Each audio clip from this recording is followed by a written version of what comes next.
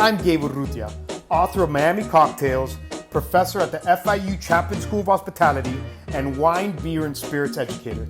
I'm traveling the United States searching for the best food and drink while smoking Davidoff cigars with friends. Join me for Time with Tastemakers.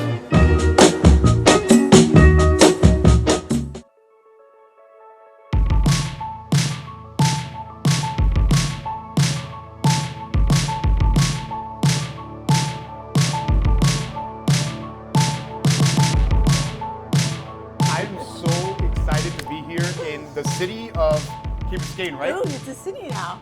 Is it? Is it?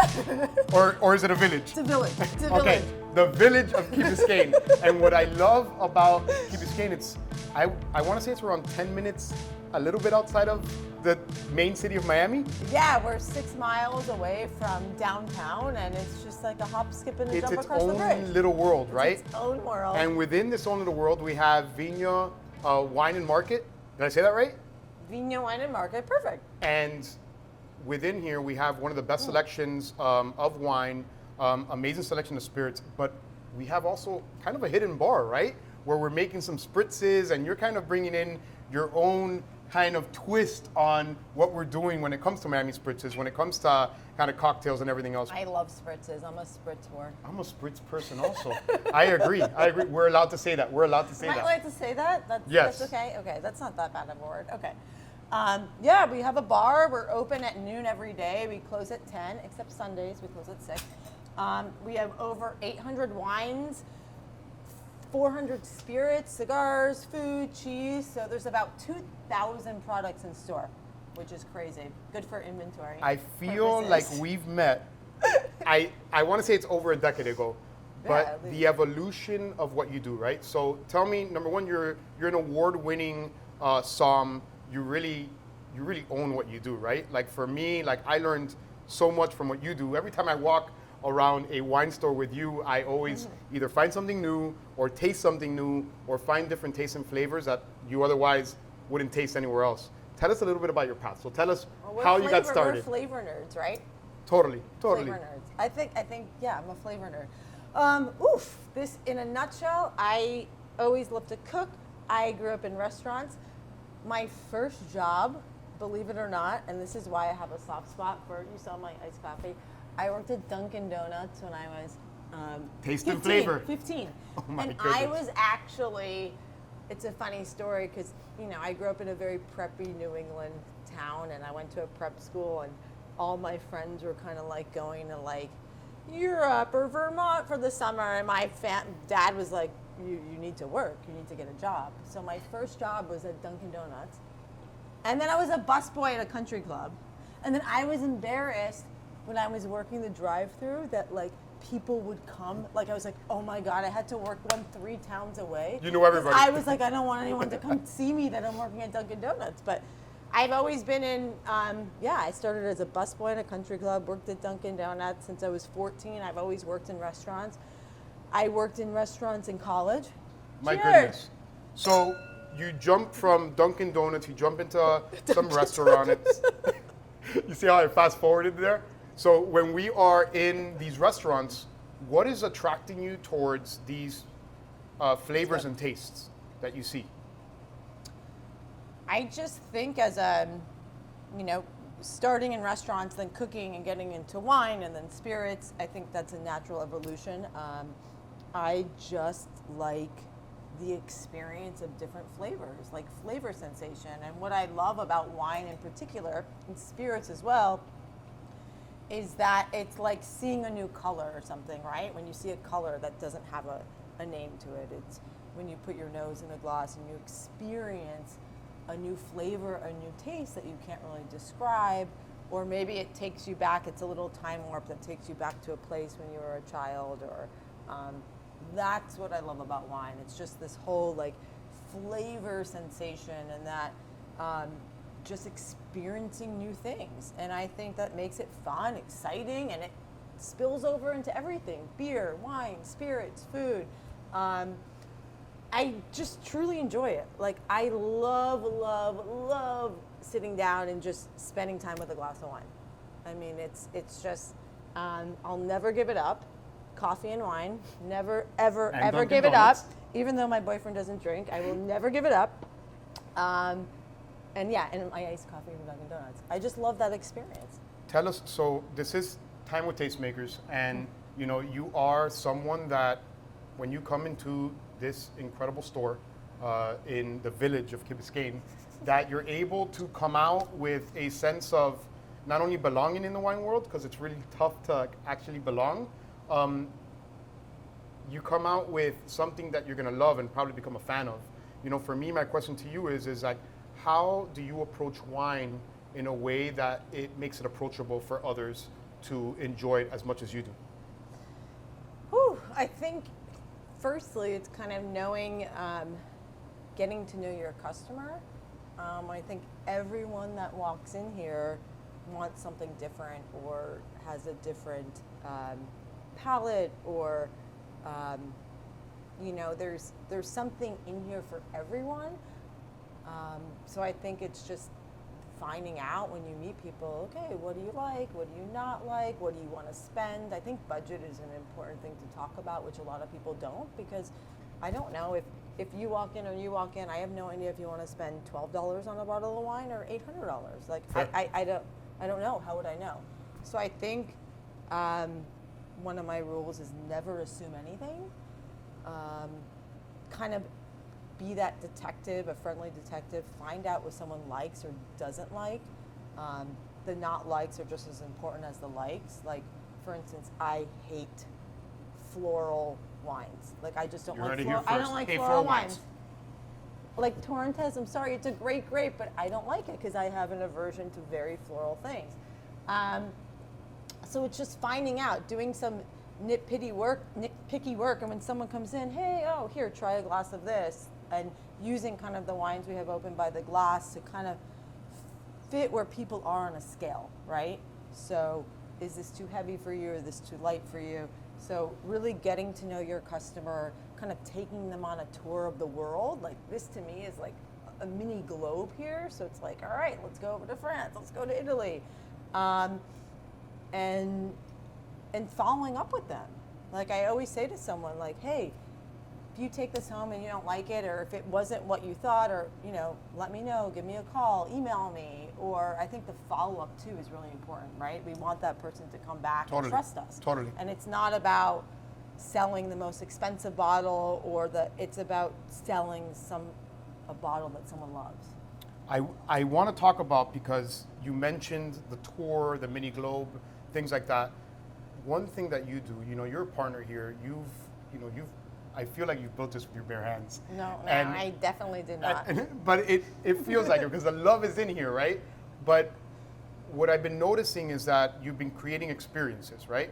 And these type of experiences, I don't know, you regularly wouldn't see in wine, right? I think one was like, I think you did like a pizza party almost. Oh yeah, we do these fun social hours. Like, we're doing one on Friday, like champagne chicken and fries.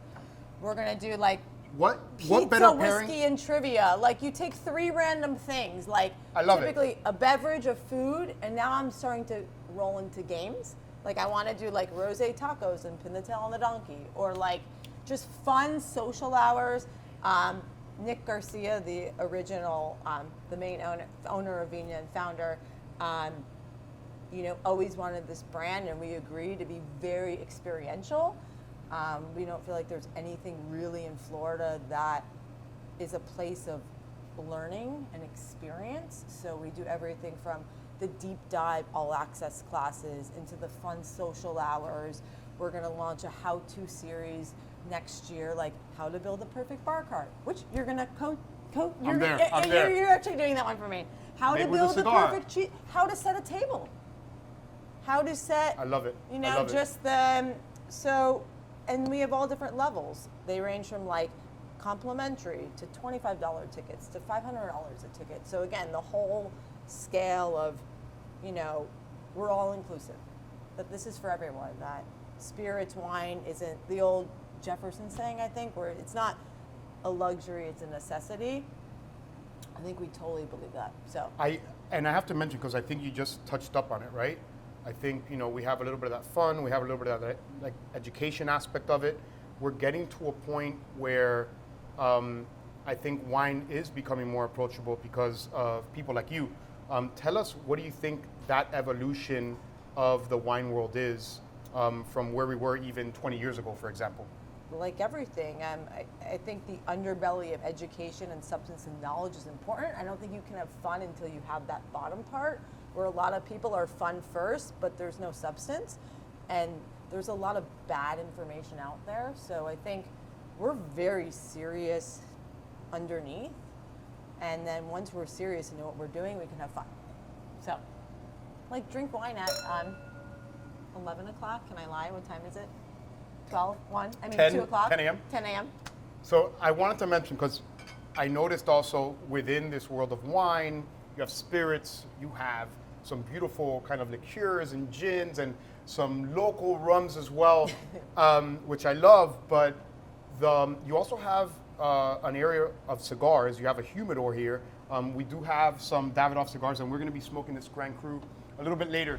But, Ooh, yay. you know, I love the peppery notes, a little bit of that chili. I love that it's about a 45-minute smoke, right? So I just love pairing that. And I think you brought something that we can pair it with, and I actually want to taste it with you, if that's cool, which is over here in the corner. So great choice on the Davidoff. We have over 50 cigars, and it's great that we have a lot of people that come here to buy cigars specifically.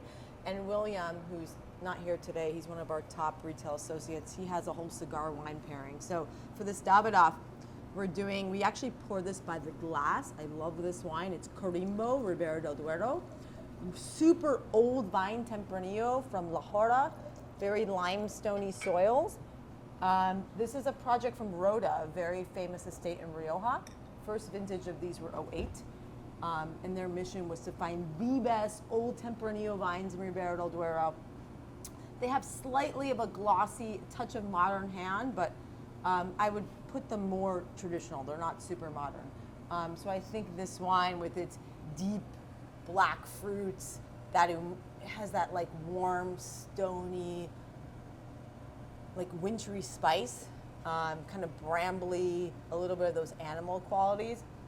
I think this would be great with a lot of cigars. Did you guys, that explanation was that incredible, or? It's like there's something a little meaty about Ribera del Duero that I like. There's a little bit of that floral spice, those dark fruits. Not too floral. Not too floral. A little bit floral, not Wow. too floral, right? That's incredible. Some American oak, some French oak. You know, and this is big. This is 14.5% alcohol, but it's really well balanced, really elegant. It is really to well me. balanced. Yeah, I mean, it's so we have a delicious. cigar here. I feel like this can take a real nice kind of wagyu steak. Wagyu. Man, Wagyu, man, wagyu, I'm wagyu. so Miami, right? Wagyu. Yeah, Wagyu burger, which you have on the menu. This is always good with lamb. You could do lamb with like a lavender So there is a little crust. bit of food here as well then. So Yeah. there's like kind of a kitchen as well. Yeah, we have a kitchen in the back. So we have about 20 items, about 20 items on the menu. Everything is like just craveable bar food, right? We don't do fussy, overcomposed plates. It's like a great burger, great fries, great mussels, a great salad if you want a simple roasted chicken. So to me, you know, the more I get into beverages, and I think probably you as well, spirits, wine, the more I want my food to be simple, Totally. right? Totally. I want Yeah. just a simple grilled ribeye, right? I want a simple blackened fish. Salt, Salt, ready. lemon, oil, like, you know, that's the direction I've gone as I get older. So our food is very just soul food, satisfying, craveable. That's how I describe it. Tell us, so we are in such a crazy time, right? Because you opened in 2020, right? We launched in December 19 online. Got you. And then this place pops up probably, I feel like, to a good place now in 2021, right? Mm-hmm. Tell us a little bit about, number one, you have this subscription box, which has been highly successful. I'm really exploring wines. You put in your tasting notes. You sometimes do videos. I know early on during the pandemic, I think there was kind of like a virtual element to it. There's still maybe a virtual element. Tell us post-pandemic how that subscription box leads, and what do you think the future of that direct-to-consumer is as we slip into 2022? Ooh, good question. where now that we're post-COVID, that we're gonna have, we have our Key Biscayne shop, we're opening the Gables and Brickell next year. So we have these little bastions, like, or these Amazing. little lighthouses, I like to say. So we're actually gonna change our model where it's gonna be pickup, and it's gonna be $45 a month, and it's gonna be more, we're gonna call it the Vinya drinking team or drinking crew, or Vinya crew. It's up in the air. I want to be part of So this crew. it's kind of like a member, like a lifestyle membership. So cool. And the perks are, oh, and I get 2 awesome wines. And maybe those perks will include free coffee when I come in, 1 complimentary event a month, a free Uber credit when I dine in and go home. So it's more like we're gonna pivot towards a membership and pick up in store.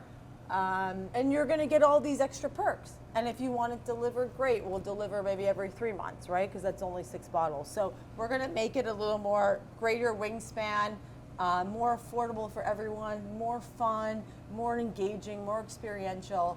Are there any kind of new trends that you're seeing in wine, maybe some new varietals or anything that you see kind of evolving a bit? And how does that outlook look 22 and beyond, 2022? Ooh, I mean, there's trends I want to see, and then there's real trends. And the trends I want to see never. I don't think Tell us happen. those. Tell us But those. I want to see. I've always said this, and probably you can look it up. Going back 10 years, I always wanted to see more multi-vintage still wines on the market, especially from Bordeaux and Burgundy. There's producers in Sicily and the United States that have done them since the 80s. And that's a trend I always wanted to see in more classic regions. I think there's going to be a big pivot back to the conversation of fine wine. I think it's great. We've had all these pigeonholes of natural wine, biodynamics, organic, vegan, no, whatever. But I think that overall, fine wine lives in the same space, and I think that people are going to get exhausted from putting themselves in these boxes. And I think the conversation of just fine wine is going to come back. I already think it's starting to come back. Rob Ferrero knows this from 13 years ago. I really want to age a cocktail in clay, in amphora. Oh my God, I love that. I love that. I think I wanted to do that for like 15 years. So I'm searching for a giant amphora. Does anyone have a giant They're very amphora in the expensive. building? So anyone has a giant clay pot, please call me. Oh my God, thank you so much. We're so excited to be here. City of Key Biscayne, Vinya Wine and Market. Come visit when you can. But I'm excited to kind of join a lot of these events and chat a little bit more. So cheers, thanks for having us. Cheers, thanks for coming. That was fun. Ooh, this is so good.